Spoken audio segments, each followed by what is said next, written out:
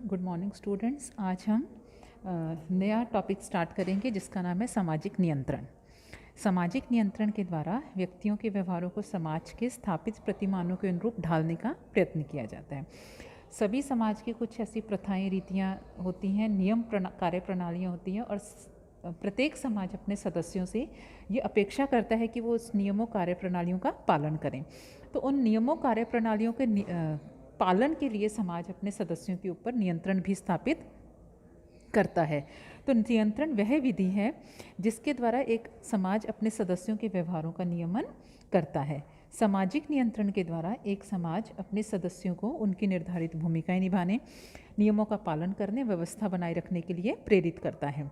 प्रत्येक समाज अपने सदस्यों से यह अपेक्षा करता है कि वे एक निर्धारित तरीके से समाज में आचरण करें, उचित रूप से अपनी भूमिकाओं एवं कर्तव्यों का निर्वाह करें तथा समाज में व्यवस्था बनाए रखने तथा लोगों की आवश्यकताओं की पूर्ति करना।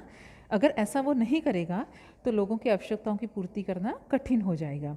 प्रत्येक समाज अपने सदस्यों से यह अपेक्षा भी करता है कि वे उसकी संस्कृति के अनुरूप व्यवहार, प्रतिमानों, प्रथाओं, रीति रिवाज, मूल्यों, आदर्शों और कानूनों का पालन करें, उनके अनुरूप आचरण करें ताकि समाज में स्थायित्व एवं व्यवस्था बनी रहे। अगर सदस्य नियमों और आचरणों और कानूनों का पालन करेंगे तो समाज में एक व्यवस्था बनी रहेगी और समाज का जो संचालन है या जो आपका व्यवस्था का जो संचालन है वो सुचारू रूप से हो पाएगा।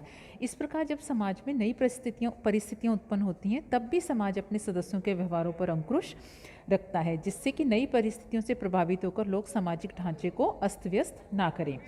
सामाजिक नियंत्रण एक अन्य दृष्टि से भी आवश्यक है कि मानव अपनी प्रकृति से स्वार्थी, व्यक्तिवादी, लड़ाकू होता है। तो इसके इस प्रवृत्तियों पर अंकुश लगाने के लिए नियंत्रण समाज के द्वारा स्थापित करना आवश्यक होता है, जिससे कि समाज की व्यवस्था सुचारू रूप से चलती रहे।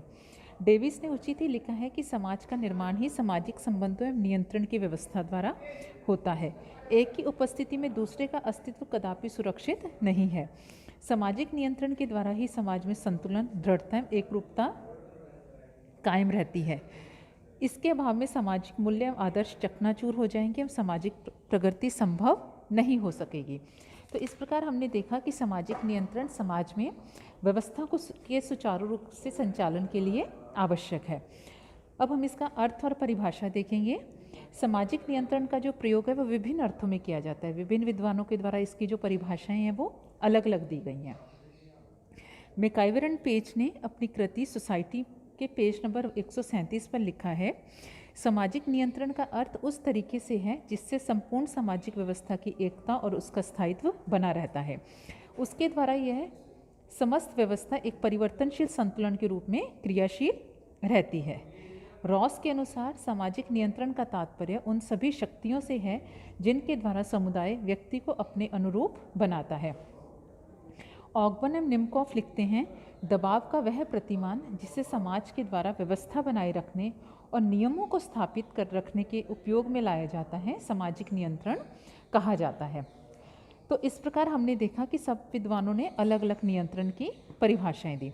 हम सभी परिभाषाओं को जानें तो हम एक कॉमन निष्कर्ष निकाल सकते हैं। वो निष्कर्ष क्या है कि सामाजिक नियंत्रण में व्यक्ति से अपेक्षा की जाती है कि सामाजिक प्रतिमानों के अनुरूप आचरण करें, क्योंकि सभी समाजों के अपने प्रतिमान, नियम, कार्यविधि, प्रणालियाँ होती हैं। तो वो अपने सदस्यों से अपेक्षा करता है कि वे इन नियमों, कार्यविधियों के अनुरूप ही आचरण करें। दूसरा है सामाजिक नियंत्रण समाज में संगठन एवं एकरूपता पैदा करता है। सामाजिक नियंत्रण में 3 स्तरों पर होता है, समूह पर, व्यक्ति पर, समूह का समूह पर नियंत्रण, समूह का व्यक्तियों पर नियंत्रण और व्यक्ति का व्यक्ति पर नियंत्रण। सामाजिक नियंत्रण से सामाजिक संबंधों में स्थिरता एवं एकरूपता आती है। सामाजिक नियंत्रण से तनाव एवं संघर्षों को कम तथा सहयोग स्थापित किया जाता है। सामाजिक नियंत्रण उन साधनों एवं विधियों की ओर संकेत करता है जिनके द्वारा व्यक्ति के व्यवहारों को एक आवश्यक ढांचे में ढाला जाता है। सामाजिक नियंत्रण द्वारा विपथगामी प्रवृत्तियों पर अंकुश रखा जाता है तथा उन्हें कुचल दिया जाता है। इस प्रकार संपूर्ण समाज में एकता व्यवस्था बनाए रखने के लिए, समाज की संपूर्ण व्यवस्था को सुचारू रूप से चलाने के लिए नियंत्रण आवश्यक होता है। इससे लोगों के व्यवहार का नियमन भी होता है और यह समाज के सुचारू रूप से संचालन के लिए, नियमन के लिए यह आवश्यक होता है। अब ये सामाजिक नियंत्रण जो है इसका हम आवश्यकता और महत्व देखेंगे कि सामाजिक नियंत्रण समाज में क्यों आवश्यक है। तो सामाजिक नियंत्रण सामाजिक संगठन में स्थिरता पैदा करता है। सामाजिक नियंत्रण के द्वारा व्यक्ति की निरंकुश एवं अराजक प्रवृत्तियों पर नियंत्रण रखा जाता है। उसे मनमानी नहीं करने दी जाती, उसे समाज द्वारा मान्य व्यवहारों के अनुरूप ढालने का प्रयास किया जाता है। फलस्वरूप समाज में अनिश्चित एवं अस्थिरता समाप्त होती है एवं सामाजिक संगठन की निरंतरता बनी रहती है। परंपराओं की रक्षा होती है। सामाजिक नियंत्रण का एक उद्देश्य समाज की व्यवस्था को बनाए रखने तथा परंपराओं का पालन करना भी है। परंपराओं में हमारे पूर्वजों का अनुभव एवं ज्ञान निहित होता है, जिसे नई पीढ़ी पुरानी पीढ़ी के द्वारा सीख लेती है। परंपराओं के अनुसार आचरण करने से समाज में एक रूपता एवं दृढ़ता बनी रहती है। परंपराएं हमारी संस्कृति की धरोहर एवं रक्षक हैं। सामाजिक नियंत्रण द्वारा लोगों को परंपराओं को मानने के लिए बाध्य किया जाता है। समूह में एकता। समाज एवं समूह का सुचारू रूप से संचालन तभी संभव है जब उसमें एकता हो, विघटन एवं विपथगामी गमन की प्रवृत्तियां प्रबल ना हो, अन्यथा वह समूह या समाज विशृंखलित एवं विघटित हो जाएगा। नियंत्रण के द्वारा समाज विरोधी शक्तियों पर अंकुश रखा जाता है और उन्हें समाज के अनुरूप ढाला जाता है। समूह में एकता बनी रहती है। सामाजिक नियंत्रण समाज एवं समूह का सुचारू रूप से संचालन तभी होता है जब उसमें एकता हो, विघटन एवं विपथ गमन की प्रवृत्तियां प्रबल ना हो, समूह में एकरूपता बनी रहती है। समूहों के व्यवस्थित रूप से संचालन के लिए भी आवश्यक है कि उसके सदस्यों के व्यवहारों में समानता एवं एकरूपता हो। सामाजिक नियंत्रण द्वारा लोगों के विचारों, व्यवहारों, मनोवृत्तियों, दृष्टिकोणों में एकरूपता लाई जाती है। समाज के अस्तित्व एवं निरंतरता को बनाए रखने के लिए भी आवश्यक है कि उनके सदस्यों में परस्पर सहयोग हो। नियंत्रण की सहायता से लोगों में सहयोग प्राप्त किया जाता है। सहयोग के अभाव में समाज में संघर्ष, अनियंत्रित जीवन एवं विघटन पैदा होगा, जो सामूहिक जीवन को खतरे में डाल देंगे। सामाजिक नियंत्रण की उपस्थिति में ही सहयोग एवं सहकारिता संभव है। सहयोग से ही सामूहिक लक्ष्यों की प्राप्ति हो सकती है। नेक्स्ट है सामाजिक सुरक्षा। सामाजिक नियंत्रण लोगों की मानसिक एवं बाह्य सुरक्षा प्रदान करता है। व्यक्ति को जब यह विश्वास होता है कि उसके हितों की रक्षा होगी तो वह मानसिक रूप से संतुष्ट एवं सुरक्षित महसूस करता है। सामाजिक नियंत्रण के द्वारा व्यक्ति की शारीरिक एवं संपत्ति की रक्षा भी की जाती है। इस प्रकार उसके भरण पोषण की समुचित व्यवस्था को बनाए रखा जाता है। व्यक्तिगत व्यवहार पर नियंत्रण रखता है। सामाजिक नियंत्रण के द्वारा व्यक्ति के स्वच्छंद व्यवहार एवं मनमानी करने पर भी रोक लगाई जाती है। यदि प्रत्येक व्यक्ति अपनी इच्छानुसार व्यवहार या आचरण करने लगेगा तो सामाजिक जीवन का अस्तित्व भी खतरे में पड़ जाएगा। नियंत्रण के अभाव में मानव ना होकर पशु के समान हो जाएगा।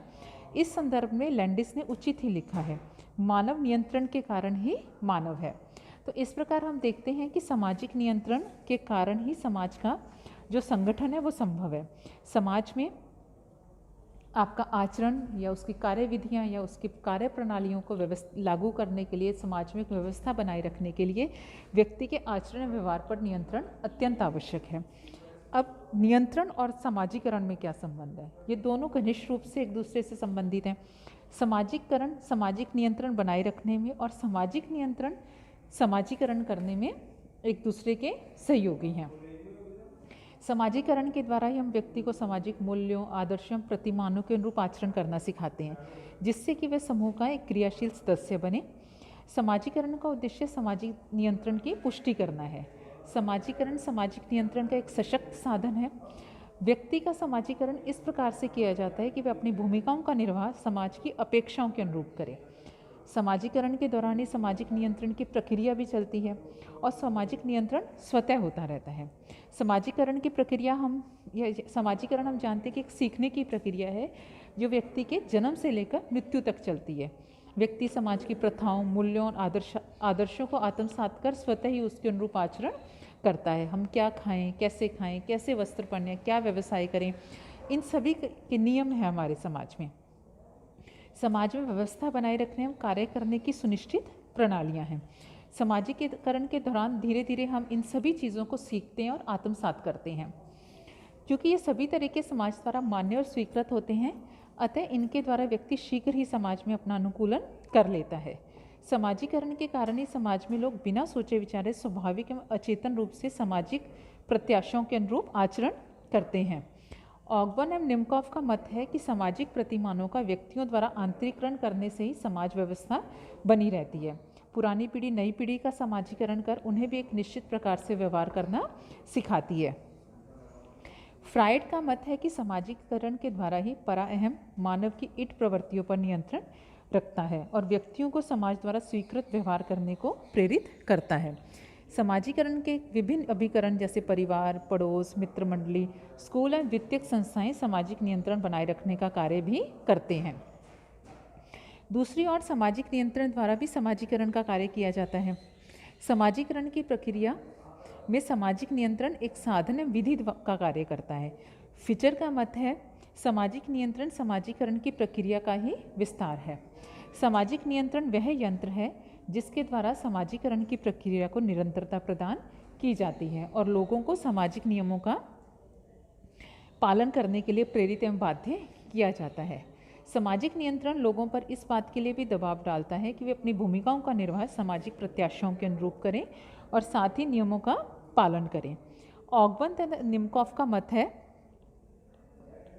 कि सामाजिक नियंत्रण समाजीकरण की असफलता को रोकता है तथा जिन लोगों ने सफल समाजीकरण किया है उन्हें सहायता देता है। सामाजिक नियंत्रण के साधन जैसे परिवार, राज्य, जनमत, कानून एवं वित्तीय समूह तथा नेता आदि नियंत्रण द्वारा समाजीकरण में भी योग देते हैं। ये व्यक्ति को निर्देश देते हैं जो समाजीकरण में सहायक होते हैं।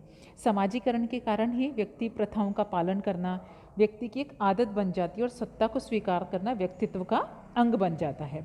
जब कभी कोई व्यक्ति सामाजिक प्रतिमानों की अवहेलना करता है और विपथगामी व्यवहार करता है तो समाज द्वारा उसके प्रति कठोर साधनों एवं दंडों का प्रयोग किया जाता है। तो इस प्रकार हम देखते हैं कि सामाजिक नियंत्रण और समाजीकरण में घनिष्ठ संबंध है। उनमें कई समानताएं भी हैं। जैसे ऑगबर्न और निमकॉफ के अनुसार समाजीकरण एवं सामाजिक नियंत्रण की प्रक्रिया एक मौलिक शक्ति की तरह है। जैसे स्वीकृत एवं अस्वीकृत व्यवहार करने वालों की प्रशंसा, निंदा एवं पुरस्कार एवं दंड दोनों की ही व्यवस्था होती है। तो इस प्रकार हमने देखा कि सामाजिक नियंत्रण सामाजिक व्यवस्था को बनाए रखने के लिए आवश्यक है। इससे व्यक्ति के आचरण एवं व्यवहारों पर अंकुश लगता है। धन्यवाद।